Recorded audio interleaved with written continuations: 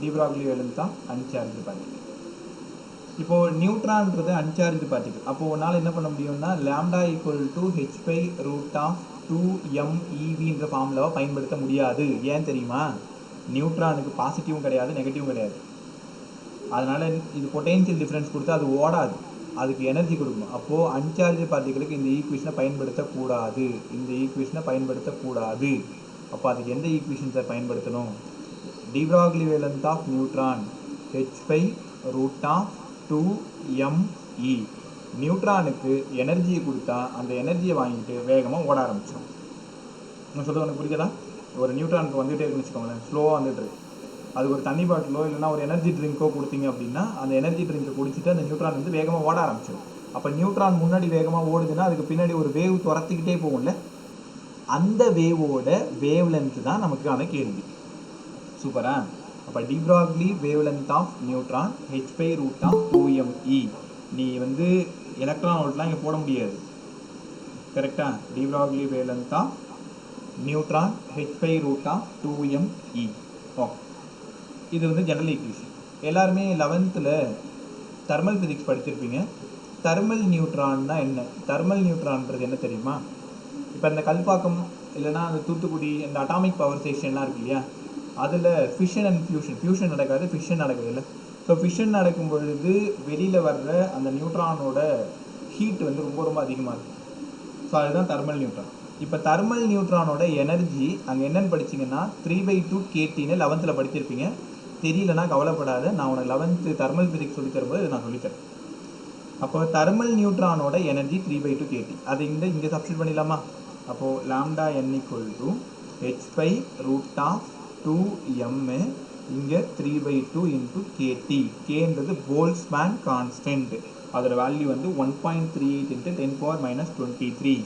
கேவோட பேர் என்ன தெரியுமா? Boltzmann constant.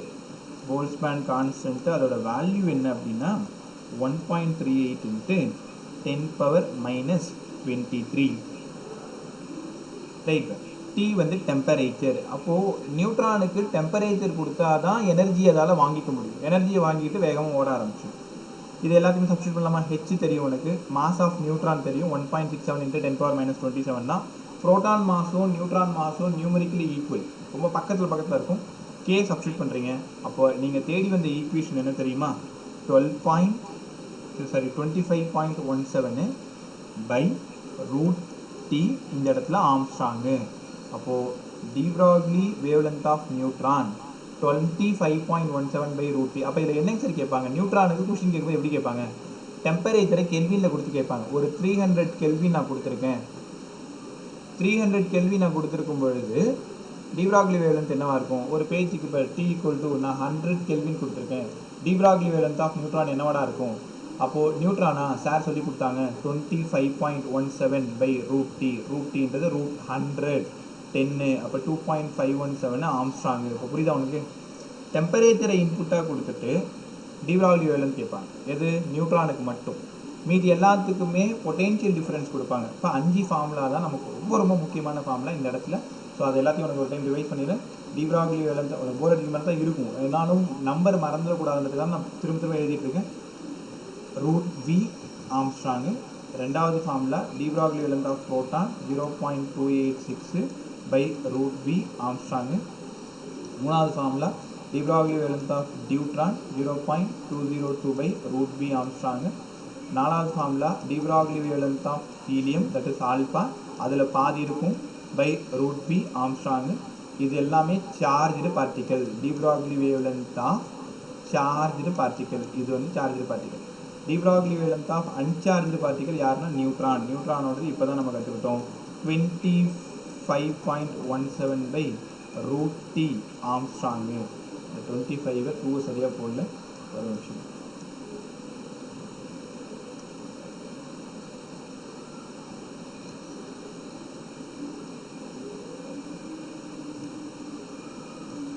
(25.17/√T Armstrong. இதில் ப்ராப்ளம் ஷீட் ஒன்று அனுப்பியிருக்கேன் இல்லையா, நான் இல்லைனா மறுபடியும் ஃபார்வர்ட் பண்ணிவிடுறேன். அதில் நீங்கள் பாருங்கள், இல்லை நிறைய கொஸ்டின், ஒரு 20 கொஸ்டின் கிட்ட அதில் சால்வ் பண்ணுற மாதிரி இருக்கும். Section A, section B, section C, நான் 3 சேர்த்து சொல்கிறேன். இவ்வளோ தான் விஷயமே. இவ்வளோ நேரம் நீ கற்றுக்கிட்ட இல்லையா, நீட் ஃபிசிக்ஸில் கண்டிப்பாக டியூவல் நேச்சரில் ஒரு கொஷினோ 2 கொஷினோ கேட்பாங்க. எனக்கு தெரிஞ்ச வரைக்கும் எப்பவுமே செகண்ட் ஹாஃபில் தான் கேட்பாங்க. செகண்ட் ஹாஃபில் ரொம்ப ரொம்ப இம்பார்ட்டன்ட் யாருன்னா இவன் தான், de Broglie wavelength of uncharge particle, de Broglie wavelength of charge particle. இப்போ ஸ்க்ரீனில் இருக்குது. இந்த ஃபார்முலா எல்லாம் எந்த நேரம் கேட்டாலும் உனக்கு சொல்ல தெரியணும். ரூட் வி இன்புட்டாக கொடுத்து கேள்வி கேட்டுருவாங்க, இல்லைனா டீயை இன்புட்டாக கொடுத்து கேள்வி கேட்பாங்க. நியூட்ரானாக இருந்தால் மட்டும்தான் டி வரும்டா, மீது எதுவாக இருந்தாலும் வி தான் வரும். ரைட்டா? ஓகே. இந்த லெசனோட கடைசி topic Davisson and Germer experiment. Statement பசங்களுக்கு தெரியும், நேரம் முடிச்சிருப்பாங்க. அது இப்போ தான் வந்து என்சிஆர்டி பிள்ளைங்களுக்கு ரே ஆப்டிக்ஸ் ஒரு ஸ்கூலு, வே ஆப்டிக்ஸ் ஒரு ஸ்கூலு, அட்டாமிக்ஸ் ஒரு ஸ்கூல், அந்த மாதிரி போயிட்டுருக்காங்க. ரைட்டா? நான் எல்லாத்தையும் சீக்கிரம் முடிச்சு கொடுத்துறேன். Topic Davisson and Germer experiment. Last concept இன்னொரு 10 minutes இல்லை 8-15 வரைக்கும் நீங்கள் போயிடும். ஸோ அடுத்த கிளாஸில் வந்து ரொட்டேஷனல் மோஷன் போயிட்டுருக்கும். ஸோ வில்லிங் ஸ்டூடெண்ட்ஸ் வந்து தாராளமாக கற்றுக்கும். Davisson and Germer experiment, Davisson and Germer experiment இதுலேயுமே கொஷின் வந்திருக்கு. ஒரு 2 கொஷின் அதில் வழக்கமாக கேட்பாங்க. ஒரு கிராஃப் கொஷின், ஒரு numerical question. Davisson and Germer experiment. Right. So கவனமாக கற்றுக்கோங்க. உனக்கு தெரியுமா எலக்ட்ரானுக்கு வேவ் நேச்சர் இருக்கா இல்லையான்னு உங்ககிட்ட கேட்டால், சார் வேவ் நேச்சர் இருக்குன்னு சொல்லிடுவோம். எலக்ட்ரானுக்கு வேவ் நேச்சர் இருக்கா இல்லையா? வேவ் நேச்சர் இருக்குன்னு சார். அப்போ டேவிசன் ஜெர்மர் எக்ஸ்பெரிமெண்ட்டோட வேலை என்னென்னா, இட் எக்ஸ்பிளைன். எதை தெரியுமா எக்ஸ்பிளைன் பண்ணிச்சு? Wave nature of electron. Wave nature of electron. எலக்ட்ரானுக்கு வேவ் நேச்சர் இருக்குன்னு சொன்னது யார் அப்படின்னா டேவிசன் அண்ட் ஜெர்மர் எக்ஸ்பெரிமெண்ட்டு. நீங்கள் இப்போ கற்றுக்கிட்டீங்களா இல்லையா? 12.27/√v ஆம்ஸ்ட்ராங்னு கற்றுக்கிட்டீங்கல்ல. இது வந்து தியரிட்டிக்கல் ஃபார்முலா. இதை ப்ராக்டிக்கலாக லேபில் எக்ஸ்பெரிமெண்ட் பண்ணி ப்ரூவ் பண்ணது யார் அப்படின்னா டேவிசனும் ஜெர்மரும். அப்போ டேவிசன் அண்ட் ஜெர்மர் எக்ஸ்பெரிமெண்ட் என்ன சொல்லுச்சுன்னா, எலக்ட்ரானுக்கு வேவ் நேச்சர் இருக்குன்னு சொல்லிச்சு. எலக்ட்ரான் வந்து வேகமாக முன்னாடி இந்த பக்கம் போயிட்டு இருக்குன்னா இதுக்கு பின்னாடி ஒரு வேவ் ஓடிக்கிட்டே இருக்கும். இதாண்டா இந்த இடத்துல கதையே. அந்த வேவ்னா அப்போ கண்டிப்பாக அதுக்கு வேவ் லென்த் இருக்கணும். அந்த வேவ் லென்த்தை லேபில் நம்ம ப்ரூவ் பண்ணணும். கரெக்டாக பண்ணிடுவோமா? இங்கே வாங்க. இப்போ முதல்ல என்ன பண்ணுறீங்கன்னா, ஒரு பேட்டரி எடுத்துக்கோங்க, ஒரு ப்ளஸ்ஸு ஒரு மைனஸு. இந்த இடத்துல வந்து ஒரு காயில் ஒன்று ப்ளேஸ் பண்ணுறோம். காயில் எதுக்கு அப்படின்னா ஃபிலமெண்ட்டு. இப்போ குண்டு பல்ப்லாம் பார்த்துருப்பீங்க வீட்டில். இப்போல்லாம் எல்லாருமே சிஎஃப்எல் அந்த மாதிரி பயன்படுத்துகிறீங்க. முன்னாடிலாம் நாங்கள் சின்ன பிள்ளையாக இருக்கும்போதுலாம் அந்த தெரியுதா நான் சொல்கிறது 10 ரூபா பல்பு, ரைட்டா? ஸோ அந்த மாதிரி குண்டு பல்ப் பார்த்துருப்பீங்க. அதில் ஃபிலமெண்ட் இருக்கும். அந்த ஃபிலமெண்ட் என்ன ஆகுனா ஹீட் ஆகுனா எலக்ட்ரானை கண்டினியூவாக உமிழ்ந்துக்கிட்டே இருக்கும், எலக்ட்ரானை எமிட் பண்ணிகிட்டே இருக்கும். அப்போது இந்த லோ டென்ஷன் பேட்ரி, இதோட பேர் என்னென்னா எல்டி பேட்ரி அப்படின்னா லோ டென்ஷன் பேட்ரி. இது வந்து ப்ளஸ், இது வந்து மைனஸ். லோ டென்ஷன் பேட்டரியிலேருந்து இந்த காயிலுக்கு கண்டினியூஸாக கரண்ட் போயிட்டே இருந்ததுன்னா என்ன நடக்கும்? இந்த ஃபிலமெண்ட் வந்து பயங்கரமாக ஹீட் ஆகும். ஹீட் ஆனவுடனே என்ன பண்ணணும்னா, டியூ டு தெர்மியானிக் எமிஷன் இது எலக்ட்ரானை துப்புன்னா இட்ஸ் மீன் எமிட் பண்ணி. அதை உனக்கு புரிய வைக்கிறதுக்காக அந்த வார்த்தையை சொல்லிட்டு இருக்கேன் நான். எலக்ட்ரானை உமிழும்ன்றது சரியாக தெரியலன்றதுக்காக அந்த வேர்ட் சொன்னேன். கரெக்டாக? அப்போ எலக்ட்ரானை எமிட் பண்ணு. அப்போது என்ன ஆகுதுன்னா, அந்த எலக்ட்ரான் வேகமாக போகும் பொழுது 2 ஸ்லிட்டை கிராஸ் பண்ணி போகும்டா. இப்படியே வந்து 2 ஸ்லிட்டை கிராஸ் பண்ணி போகும். இந்த 2 ஸ்லிட்டை கிராஸ் பண்ணி எதுக்கு சார் இந்த ஸ்லிட்டுனா, டைவர்ட் ஆகாமல் போகிறதுக்கு, நேராக போகிறதுக்காக இந்த இடத்துல 2 ஸ்லிட்டு வச்சுருக்கோம். அப்படியே நேராக போயிட்டு இந்த இடத்துல ஒரு கிறிஸ்டல், அது வந்து NaCl இருக்கலாம், இல்லை கால்சியம் கிறிஸ்டலாக இருக்கலாம், இல்லை டூர்மலைனாக இருக்கலாம், எதா வேணாலும் இருக்கலாம். கரெக்டாக? இந்த இடத்துல போயிட்டு படுது. இந்த இது ஒரு கிறிஸ்டல். கரெக்டாக? இந்த கிறிஸ்டலில் பட்டு எல்லா பக்கமும் ஸ்கேட்டர் ஆகுது, அப்படியே தெரிக்குதுன்னு வச்சுக்கோங்களேன். இந்த பக்கம் நான் டயக்ராமில் காட்டல, எல்லா பக்கமும் ஸ்கேட்டர் ஆகுது. அப்போது நான் ஏதாவது ஒரு இடத்த மட்டும் இப்படி எடுத்துக்கிறேன், இந்த பக்கம் ஸ்கேட்டர் ஆகுதுன்னு வச்சுக்கோங்களேன். இந்த இடத்துல நான் என்ன பண்ணுறேன், ஒரு டிடெக்டர் ஒன்று ப்ளேஸ் பண்ணியிருக்கேன். இதுதான் அந்த டிடெக்டர். கரெக்டாக? டிடெக்டர். அந்த டிடெக்டரை இப்படி நகர்த்தி பார்க்குறேன். கவனமாக காலையில் வாங்கிட்டே வா. நான் இப்போ இந்த டிடெக்டர் வந்து இங்கே இருக்குன்னு வச்சுக்கோங்க. இங்கேருந்து நான் வர இந்த பக்கமாக அப்படியே வந்துகிட்டே இருக்கேன். வரும்பொழுது ஏதோ ஒரு இடத்துல மட்டும் அந்த எலக்ட்ரானோட ஸ்கேட்டர்ட் பீம் இருக்குல்ல, இதான அந்த ஸ்கேட்டர்ட் பீமு. எல்லா பக்கமும் ஸ்கேட்டர்ட் பீம் இருக்குண்டா. உனக்கு புரிய வைக்கிறதுக்காக இன்னும் கொஞ்சம் கூட டயக்ராம் வித்தியாசம் போட்டு காமிக்கிறேன். எல்லா பக்கமும் ஸ்கேட்டர் பீம் இருக்கும், எல்லா பக்கமும் ஸ்கேட்டர் ஆகிருக்கும். கரெக்டாக? இந்த பக்கம் எல்லா பக்கமும் அது ஸ்கேட்டர் ஆகிருக்கும். ஆனால் ஏதோ ஒரு இடத்துல மட்டும் எலக்ட்ரானோட இன்டென்சிட்டி வந்து ரொம்ப அதிகமாக இருக்கும். ஏதோ ஒரு இடத்துல மட்டும் எலக்ட்ரானோட இன்டென்சிட்டி ரொம்ப அதிகமாக இருக்கும். கரெக்டா? ஒரு நிமிஷம்.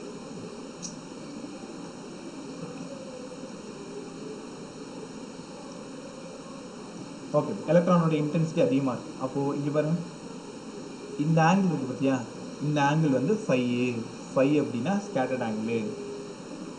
அப்போது ஒரு நிமிஷம்,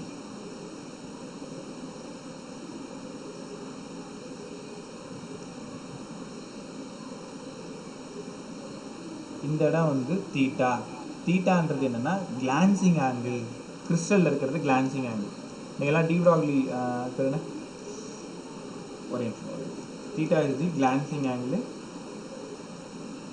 ஃபை அப்படின்னா ஸ்கேட்டர்ட் ஆங்கிள், ரைட்டா? ஃபை வந்து ஸ்கேட்டர்ட் ஆங்கிள். ஸோ இதில் என்னங்க சார் கேட்டிருக்காங்க, இப்போது இந்த தீட்டா ப்ளஸ் ஃபை, இது இந்த இடம் இருக்குது பார்த்தியா, இதுவும் தீட்டா, இந்த ஆங்கிளும் சேமாக இருக்கும். கிளான்சிங் ஆங்கிள் இந்த இடம், ரெண்டு இடமும் சேமாக இருக்கும், இந்த இடம் ஃபையாக இருக்கும். அப்போ உங்களால் புரிஞ்சிக்க முடியுதா சார், ஒரு தீட்டா, ஒரு ஃபை, ஒரு தீட்டா, இது மூணும் சேர்ந்தது 180 டிகிரி. புரிஞ்சிக்க முடியுதா? ஏன் பாருங்க, இது வந்து சைட் லைன், கொஞ்சம் திக்காக போட்டு காமிக்கிறாரு.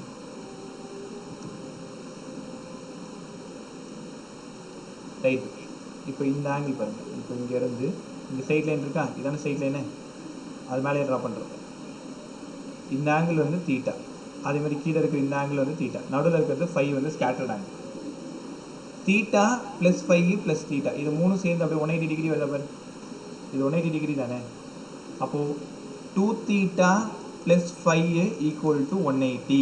கவனமாக கற்றுக்கிட்டேவா, ரெண்டு சம் இருக்குங்க. அப்போது உனக்கு நல்லாவே தெரியும், ஃபையோட ஆங்கிள் வந்து 50 டிகிரியாக இருந்தால் மட்டும்தான், காதில் வாங்கடா, ஃபையோட ஆங்கிள், இந்த ஃபையோட ஆங்கிள், நான் நிறைய ஆங்கிள் வச்சு பார்க்குறேன், 30, 40, 50 எவ்வளோ வச்சு பார்க்குறேன். எந்த ஆங்கிள்லையுமே வந்து இன்டென்சிட்டி ஆஃப் ஸ்கேட்டர்ட் பீம், இந்த இடத்துல வந்து இன்டென்சிட்டினா நிறைய இருக்குன்னு அர்த்தம். இன்டென்சிட்டி ஆஃப் ஸ்கேட்டர்ட் பீம் வந்து அதிகமாக இருக்கும் அந்த ஒரு இடத்துல மட்டும்தான். அந்த ஆங்கிள் கண்டிப்பாக என்னவாக இருக்குன்னா 50 டிகிரியாக தான் இருக்கும். அப்போது 50 டிகிரியில் தான் இன்டென்சிட்டி ஆஃப் ஸ்கேட்டர்ட் பீம் வந்து ரொம்ப ரொம்ப அதிகமாக இருக்கும். அப்போ ஃபைக்கு நீங்கள் 15 கொடுத்தீங்கன்னா 2 தீட்டா ப்ளஸ் 50 ஈக்குவல் டு 180. அப்போ 2 தீட்டா ஈக்குவல் டு அந்த 50 அந்த பக்கம் போயிடுச்சுன்னா 130. Theta equal to 65 degree. உங்கள்கிட்ட கேட்பாங்க இன்டென்சிட்டி ஆஃப் ஸ்கேட்டர்ட் பீம் எந்த ஆங்கிளில், எந்த ஸ்கேட்டர்ட் ஆங்கிளில் மேக்ஸிமம் அப்படின்னா 50 டிகிரியில், எந்த கிளான்சிங் ஆங்கிளில் மேக்ஸிமம் அப்படின்னா 65 டிகிரியில். ரைட்டா? இது கிளான்சிங் ஆங்கிள்ன்றது எங்கே படிப்பீங்கன்னா கெமிஸ்ட்ரியில் டி ப்ராக்லி என்ன பிராக்ஸ் லாவில் படிப்பீங்க. கெமிஸ்ட்ரியில் எல்லாரும் பிராக்ஸ் லா படிச்சிருப்பீங்க. ஸோ பிராக்ஸ் லா என்ன சொல்லுது, 2D sin θ = n லாம்டாவா. பிராக்ஸ் லா ஒன்றும் இல்லை பாஸ், கிறிஸ்டலில் நடக்கக்கூடிய ஸ்கேட்டரிங்கை பற்றி பேசுகிறது தான் பிராக்ஸ் லா. ஒரு சின்ன அவுட்புட் ஒரு லைனாக கொஞ்சமாக சொல்லிடுறேன். பிராக்ஸ் லான்றது என்னென்னா, ஒரு கிறிஸ்டலில் எக்ஸ்ரே பட்டு எக்ஸ்ரே வந்து ஸ்கேட்டர் ஆகுது. ஃபிசிக்ஸில் நமக்கு எக்ஸ்ரே எடுத்துட்டாங்க நீட் ஃபிசிக்ஸில், அதனால் என்னால் இங்கே பிராக்ஸ் லா அவனுக்கு சொல்லித்தர முடியல. ஸோ முடிஞ்சால் அவன் கெமிஸ்ட்ரி சர்டிஃபிகேட் இல்லைனா நானே அவனுக்கு கற்றுக் கொடுக்குறேன். பிராக்ஸ் லான்றது ஒன்றும் இல்லை பார், இது வந்து ஒரு கிறிஸ்டல், NaCl ஒரு கிறிஸ்டல். இதில் வேகமாக வந்து எக்ஸ்ரே படுது. எக்ஸ்ரே பட்டு இந்த இடத்துல எக்ஸ்ரே டைஃப்ராக்ஷன் நடக்குது. அந்த எக்ஸ்ரே டைஃப்ராக்ஷன் பற்றி ஃபுல்லாக சொல்கிறது தான் பிராக்ஸ் லா. அப்போ பிராக்ஸ் லாவுக்கு ஃபார்முலா என்னென்னா 2D sin θ = n லாம்டா. டின்றது என்னென்னா லாட்டிஸ் ஸ்பேசிங். டின்றது உனக்கு எல்லாம் புதுசாக தான் இருக்கும், நான் 2 டைம் சொல்லித்தரேன். ஃபஸ்ட்டு டைம் ஒரு 50% நல்லா கற்றுக்குவோம். லாட்டிஸ் ஸ்பேசிங் இதான் டி. டியோட வேல்யூ எக்ஸ்பெரிமெண்ட்டாக செஞ்சு பார்த்தா 0.91 ஆம்ஸ்ட்ராங் இருக்கும். இதெல்லாம் நீ ஞாபகம் வச்சுக்க தேவை, உனக்கு புரிய வைக்கிறதுக்காக எடுத்துகிட்டு வந்தேன். 0.91 ஆம்ஸ்ட்ராங் இருக்கும். இப்போ மேக்ஸிமம் வேவ் லென்த்ன்றதுனால இது n = 1 இருக்கும். கரெக்டாக? தீட்டா ஏதோ 65 டிகிரின்னு கண்டுபிடிச்சிருக்கோமா. அப்போ தீட்டா 65 டிகிரின்னு கண்டுபிடிச்சதுனால 2 × 0.91 × sin 65 = 1 × லாம்டா. இப்போ யாரை தேடி போயிட்டுருக்கோம், நம்ம லாம்டாவை தேடி போயிட்டுருக்கோம். ஏன்? டேவிசனும் ஜெர்மரும் என்ன பண்ணாங்க, டேவிசன் ஜெர்மர் அவங்க என்ன பண்ணாங்கன்னா எலக்ட்ரானுக்கு வேவ் நேச்சர் இருக்குன்றத ப்ராக்டிக்கலாக கண்டுபிடிக்கிறாங்க. ரைட்டா? அப்போ இங்கேருந்து லாம்டாவோட வேல்யூ சால்வ் பண்ணுறாங்க. லாம்டாவோட வேல்யூ வந்து 1.65 ஆம்ஸ்ட்ராங்னு சொல்லிட்டு அவங்களுக்கு லேபில் கிடைக்குது. அப்போ இதோ பாரு, இந்த லாம்டா மட்டும் இங்கே வச்சுக்கிட்டு இது மூணுத்தையும் அப்படியே மல்டிப்ளை பண்ணு, 1.65 ஆம்ஸ்ட்ராங்னு கிடைக்குது. ஆல்ரெடி உனக்கு நல்லா தெரியும் de Broglie wavelength of electron வந்து 12.27/√b நீங்கள் படிச்சிங்க இல்லையா. நான் இன்னொரு விஷயம் சொல்ல மறந்துட்டேன், இங்கே வாங்க. இந்த பொட்டென்ஷியல் டிஃப்ரென்ஸ் இருக்குல்ல, அது கண்டிப்பாக 54 வோல்ட்டாக தான் இருக்கும். 54 வோல்ட். உனக்கு ஒரு விஷயம் தெரியுமா, இந்த கேள்வி தான் கேட்டிருக்காங்க. எந்த வோல்ட்டில் எந்த ஸ்கேட்டர்ட் ஆங்கிளில் இன்டென்சிட்டி மேக்ஸிமமாக இருக்கும், இவ்வளோ தான்டா உன்கிட்ட கேள்வி. நீ இந்த 54க்கு பதிலாக 44ன்னு வைக்கலாம், 34ன்னு வைக்கலாம், 24 வைக்கலாம், 64, எதுலேயுமே ஸ்கேட்டர்ட் பீம் வந்து மேக்ஸிமம் இன்டென்சிட்டியாக இருக்காது. கரெக்டாக 50 டிகிரி 54 வோல்ட் இந்த ரெண்டு வேல்யூவில் தான் இந்த எலக்ட்ரான் பீமோட இன்டென்சிட்டினா ஷார்ப்னஸ் அதிகமாக இருக்கிறது எங்கன்னா இங்கே தான் அதிகமாக இருக்குது. கரெக்டாக மீதி எந்த வோல்ட் வச்சாலும் எந்த ஆங்கிள் வச்சாலும் இன்டென்சிட்டி மேக்ஸிமமாக இருக்காது. அப்போ அந்த 54 வோல்ட் எடுத்து நீங்கள் சப்ஸ்டிட் பண்ணுவோமா, இங்கே வாங்க, இந்த 54 வோல்ட். அப்போ de Broglie wavelength of electron equal to 12.27/√54. இதை சால்வ் பண்ணிங்கன்னா 1.67 ஆம்ஸ்ட்ராங்கடா. இது சால்வ் பண்ண தேவையில்ல, 1.67 ஆம்ஸ்ட்ராங் வந்துடும். அப்போ ரெண்டு வேல்யூ கம்பேர் பண்ணி பாருங்கள். தியரிட்டிக்கல் வேல்யூ வந்து 1.67 Armstrong, numerically equal to practical value 1.65 Armstrong. அப்போ என்ன மீனிங்கு, டேவிசனும் ஜெர்மரும் சூப்பராக ப்ரூவ் பண்ணிட்டாங்களா, எலக்ட்ரானுக்கு வேவ் நேச்சர் இருக்குன்னு சொல்லிட்டாங்களா. வேணா தியரிட்டிக்கலாக கிடைக்கிறது 1.67, கரெக்டாக தியரிட்டிக்கலாக கிடைக்கிறது 1.67, ப்ராக்டிக்கலாக கிடைக்கிறது 1.65. அப்போ ஒரு 0.02 அளவுக்கு தான் அவங்க குறையுது. அப்போ அவங்க அந்த எக்ஸ்பெரிமெண்ட்டை நல்லாவே பண்ணியிருக்காங்கன்னு இருக்கும். சூப்பரா. அப்போது டேவிசன் ஜெர்மர் எக்ஸ்பெரிமெண்ட் ஒரு சின்ன ஃபாஸ்ட்டாக ரிவைஸ் பண்ணி விட்டுறேன். முன்னாடி எவ்வளோ புரிஞ்சுது எனக்கு தெரியல, மறுபடியும் உனக்கு புரியும். இதோட முடிஞ்சு போச்சு, லெசனே சூப்பராக முடிஞ்சிச்சு. ஒரு நிமிஷம் கவனமாக கணிச்சுவாங்க. டேவிசன் அண்ட் ஜெர்மர் எக்ஸ்பெரிமெண்ட்டு, இது வந்து ஒரு பேட்ரி தான், இது வந்து ஒரு ஃபிலமெண்ட்டு. இந்த ஃபிலமெண்ட்டை ஹீட் பண்ணுறீங்க, எலக்ட்ரான் ஃபாஸ்ட்டாக ஹீட் ஆகுது, அது ரெண்டு ஸ்லிட்டு வழியாக கிராஸ் ஆகுது, போய் வந்து ஒரு கிறிஸ்டலில் மோதி எல்லா பக்கமும் ஸ்கேட்டர் ஆகுது. ஒரு டிடெக்டரை வச்சுக்கிட்டு நான் எல்லாத்தையும் அப்படியே சர்ச் பண்ணிகிட்டே வரேன். ஏதோ ஒரு இடம் வரும்போது அது மேக்ஸிமமாக இருக்குது. அது எப்போ மேக்ஸிமமாக இருக்குன்னா 54 வோல்ட்லேயும் 50 டிகிரிலையும் மேக்ஸிமமாக இருக்கும். இந்த 5ன்றது என்னென்னா ஸ்கேட்டர்ட் ஆங்கிள். அப்போது ஸ்கேட்டர்ட் ஆங்கிள் 50 டிகிரி ஆகும், பொட்டென்ஷியல் டிஃப்ரென்ஸ் 54 வோல்ட்டாகவும் இருந்தால் தான் இன்டென்சிட்டி மேக்ஸிமம். கரெக்டாக. அப்போ இது ஒரு தீட்டா, இது ஒரு தீட்டா, தீட்டான்றது கிளான்சிங் ஆங்கிள். அப்போது இந்த இடத்துல ஒரு தீட்டா ப்ளஸ் ஒரு தீட்டா ப்ளஸ் ஒரு 5 ஈக்குவல் டு 180 இருந்ததுன்னா 5 50ன்னு தெரிஞ்சு போச்சு.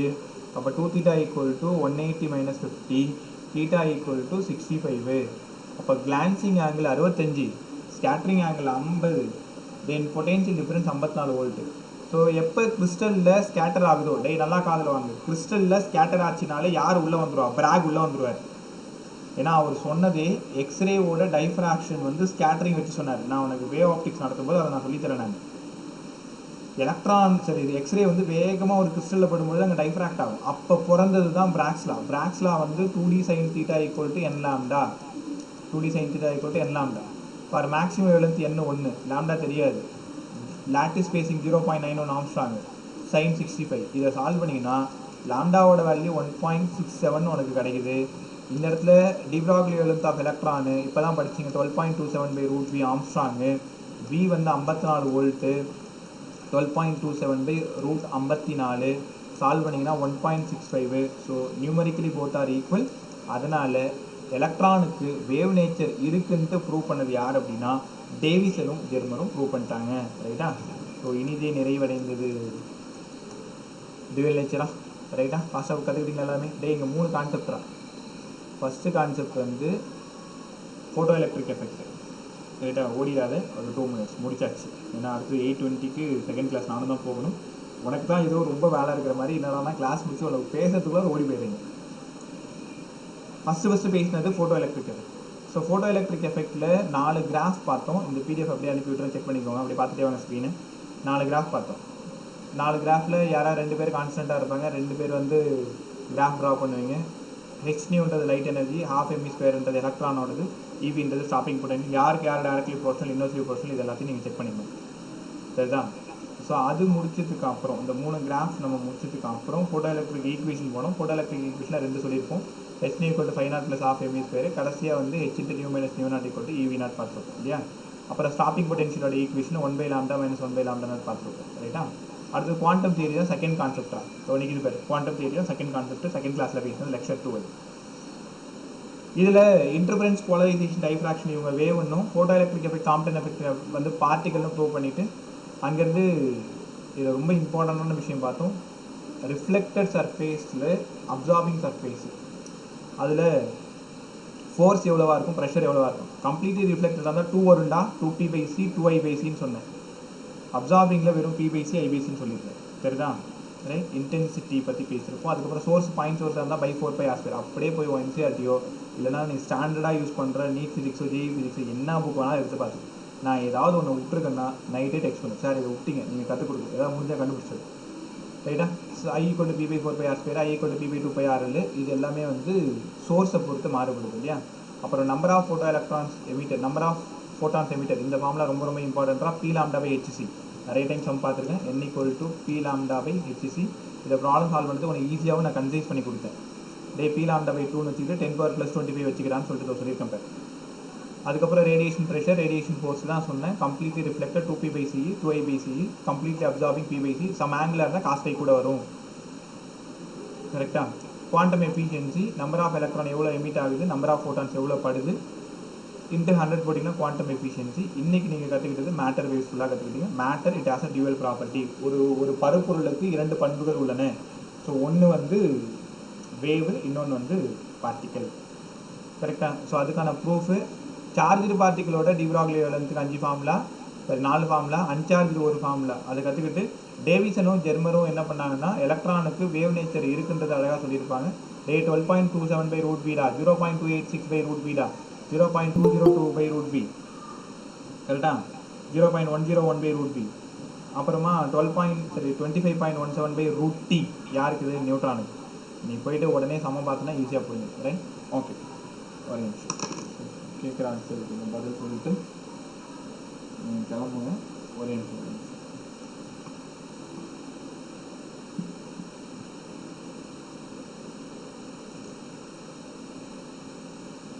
டுவெல்த்து முதல்ல உங்ககிட்ட தான்.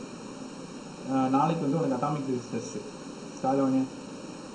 அட்டாமிக் ஃபிசிக்ஸில் 30 கொஷின் இருக்கும். 30 கொஷின் ரொம்ப ஈஸியாக தான் இருக்கும். கான்ஃபிடென்ட் லெவலில் கொஞ்சம் இன்க்ரீஸ் பண்ணிக்கோங்க. ஸோ அதுக்கு கொஞ்சம் நிறைய மார்க் வந்து நீங்கள் உங்கள் பேப்பரில் பார்க்கணும். ரொம்ப பேசிக்காக இருக்கும். நீங்கள் நம்ம சொல்லிக் கொடுத்த நேற்று கூட சவிதா சொல்லியிருந்தாங்க, சார் நம்ம என்ன பேசணுமோ என்ன கிளாஸில் சொல்லியிருந்தோமோ அதே தான் சார் அங்கேயும் கேட்டிருந்தாங்க. ரொம்ப ஹெல்ப்ஃபுல்லாக இருந்துச்சு. எல்லாருக்கும் அந்த ஃபீல் இருந்திருக்கும். பட் என்னென்னா கொஞ்சம் தயவு செஞ்சு ஒழுங்காக படிக்கும். சார் கொடுத்து போராடிட்டு இருக்கேன். ஸோ உனக்காக ஏகப்பட்ட வேலையெல்லாம் பார்த்துட்டு ஒழுங்காக படிச்சிங்க அப்படின்னா இந்த வருஷமே முடிச்சுட்டு அப்படியே ஓடி போயிடும். திரும்ப ரிப்பீட்டரு மறுபடியும் ஒர்க் பண்ணணும் அப்படின்ற அவசியம்லாம் இருக்காது. நீ சொல் பேச்சு கேட்டு ஒழுங்காக ஒர்க் பண்ணு, ரைட்டா. அப்போ நாளைக்கு அட்டாமிக் ஃபிசிக்ஸ் டெஸ்ட்டு, அடுத்த நாள் கிளாஸு ரே ஆப்டிக்ஸ். எப்போ வியாழக்கிழமை ப்ராப்ளம் சால்விங், டியூவல் நேச்சரோட ப்ராப்ளம் சால்விங் ஒரு பக்கம் போயிட்டுருக்கும், ஒரு பக்கம் வந்து ரே ஆப்டிக்ஸ் கான்செப்ட் ஒரு பக்கம் போயிட்டுருக்கும். நான் கொஞ்சம் எக்ஸ்ட்ரா கிளாஸஸ் இந்த வாரம் ஒரு 2 கிளாஸ் எக்ஸ்ட்ரா போட்டு டியூவல் நேச்சர் தனியாக சம் முடிச்சு தரேன். ஏன்னா எல்லா பசங்களுக்கும் இப்போ ரே ஆப்டிக்ஸ் வந்து ஸ்கூலில் எடுத்துகிட்டு இருக்கிறதுனால ஒன்றும் புரியல சார், கற்றுக் கொடுங்கன்னு கேட்டிருந்தாங்க. அது மட்டும் இல்லாத ரொம்ப இம்பார்ட்டன்ட் டாபிக் கூட நம்ம இப்போயே முடிக்கிறது நல்லது, அது ரைட்டா. ஸோ அதனால் கொஞ்சம் அதை பார்த்துக்கோங்க, ரைட். இப்போ அடுத்த கிளாஸ் வந்து 8:20, நெக்ஸ்ட் கிளாஸ் வந்து 8:20. டாபிக் வந்து ரொட்டேஷனல் மோஷனு. ஸோ ஓப்பன் லிங்க் அனுப்பி வரேன், வில்லிங் இருக்கிறவங்க வந்து ஜாயின் பண்ணிக்கோங்க. அப்புறம் ஹம்பிள் ரிக்வஸ்ட் கடைசியாக எப்படின்னு கேட்குறது. ஃபீ இன்னும் பாதி ஃபீ கூட வரல தான். ஃபீ பே பண்ணவங்க இக்னோர் பண்ணிடுங்க. பே பண்ணாதவங்க அங்கே கொஞ்சம் சீரியஸாக எடுத்துக்கிட்டு சீக்கிரமாக பே பண்ண பாருங்க, ரைட்டா. தேங்க்யூ எல்லாருக்கும். கிளம்பலாங்க.